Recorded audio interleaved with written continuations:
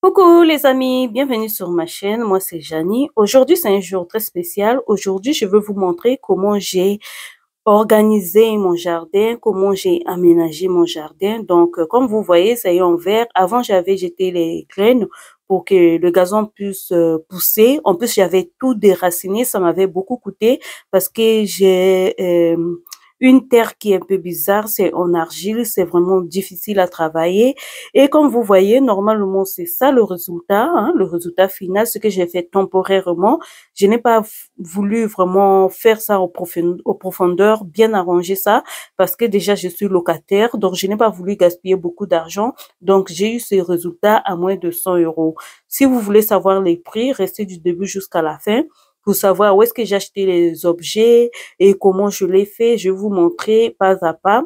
Ça, c'est pas encore le résultat final. Après, quand je vais installer les chaises et tout, mon parasol, je vais vous filmer ça à la partie 2. Nous vamos, let's go!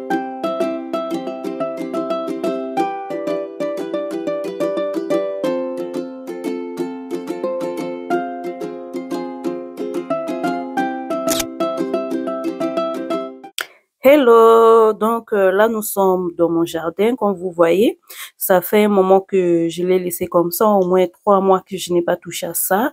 Et grâce au travail que j'avais fait l'été passé, c'est ce qui a permis que ça puisse pas trop pousser, les herbes ne puissent pas être trop longues parce qu'il y avait tellement des mauvaises herbes et tout, donc je les avais déracinées, mais malgré ça, il y a d'autres mauvaises herbes qui sont restées et malgré que j'avais planté, il y a les graines, il y a certains endroits qui ont poussé du gazon, il y a certains endroits qui n'ont pas poussé et c'est une terre en argile. Donc quand il pleut, il y a la boue, quand vous marchez dessus, il y a la boue qui reste sur les chaussures.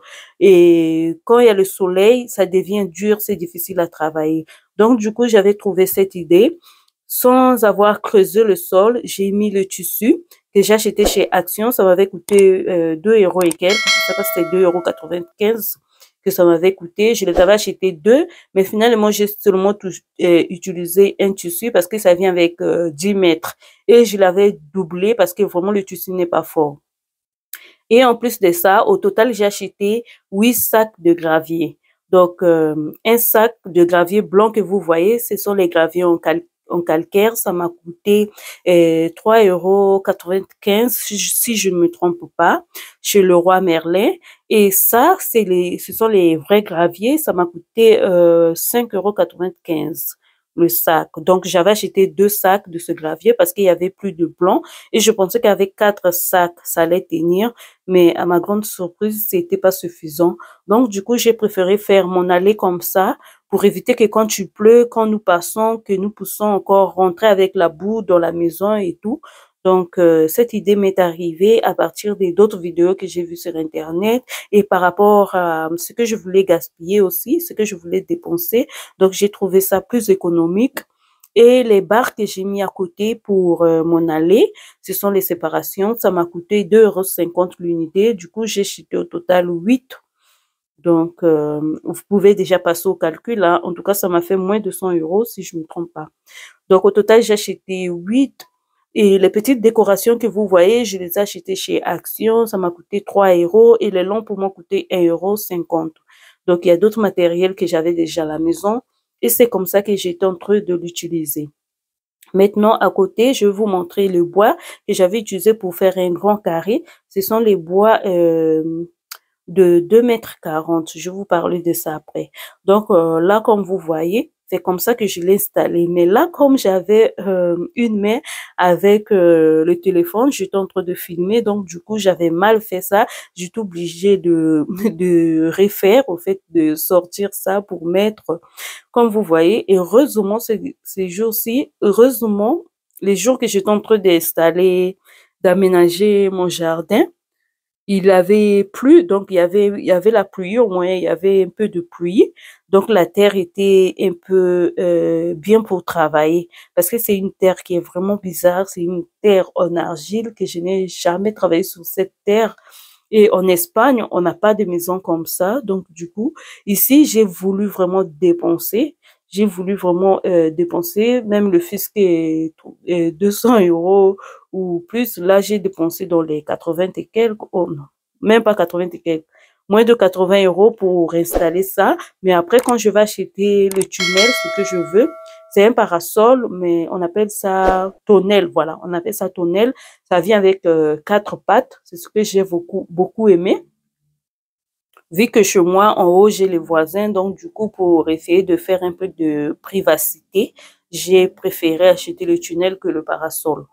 Donc, pour que mes enfants puissent jouer, pour qu'on puisse vraiment se sentir à l'aise sans que personne puisse nous voir. Mais malgré ça, je sais que les gens vont nous voir, mais ça sera plus beau. Je vais vous montrer ça à la partie 2 de cette vidéo. Et voilà, donc c'est comme ça que je suis en train d'installer mon allée. Oui, on appelle ça allée, mon allée. Donc, j'ai fait une petite allée de rien du tout. J'ai pas voulu vraiment gaspiller beaucoup d'argent. Comme vous voyez, avant, j'avais gaspillé 4 sacs de gravier. Donc, les 2 sacs de 4, bon, je peux dire 4 €, 4 € au lieu de mettre les 3,95. Donc, 4 €, 4 €, 8 € plus 5, non, 6 €, 6 €, 12 €. Donc, les 2 sacs là m'ont coûté déjà 20 €. D'accord? 20 € plus le tissu, 2 € et quelques. Donc, vous pouvez faire les calculs, quoi. En tout cas, c'est rien du tout. Ce que j'étais en train de parler de 2,40 m, c'est ça.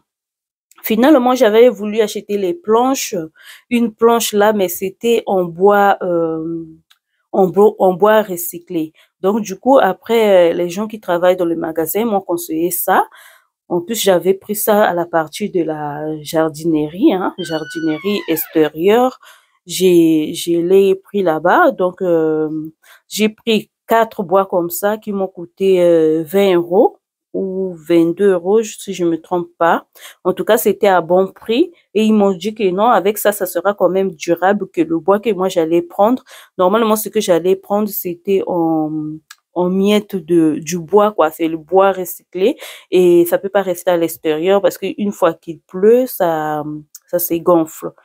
Et voilà, donc par rapport à la terre, j'avais voulu installer ça, ça ne tenait pas. En tout cas, je n'avais pas vraiment besoin de trop travailler cette terre, si bien que j'ai mis le tissu sur les gazons. Il fallait enlever d'abord les gazons, creuser, déraciner les gazons et mettre le tissu.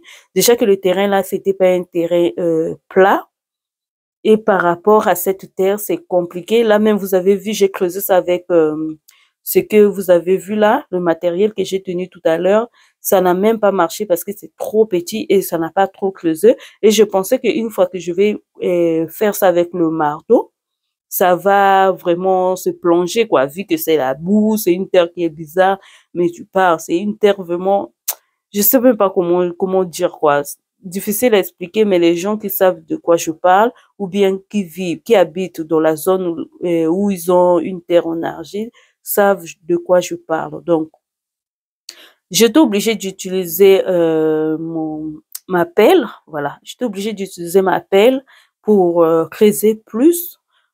Pour creuser plus, en plus, j'avais besoin que le bois vraiment puisse faire une limite, au fait. Il y avait les limitations en plastique et tout, mais sauf que si vous achetez en plastique, il faut acheter comment on appelle ça, les pointes en plastique pour bien fixer ça. Et en plus, en plastique, j'avais trouvé ça plus cher par rapport à ça.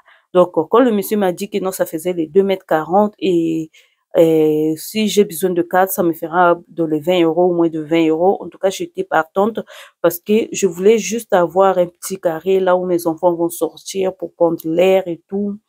Et là où les enfants ne vont pas jouer sur la terre au cas où il y a la pluie ou bien après la pluie.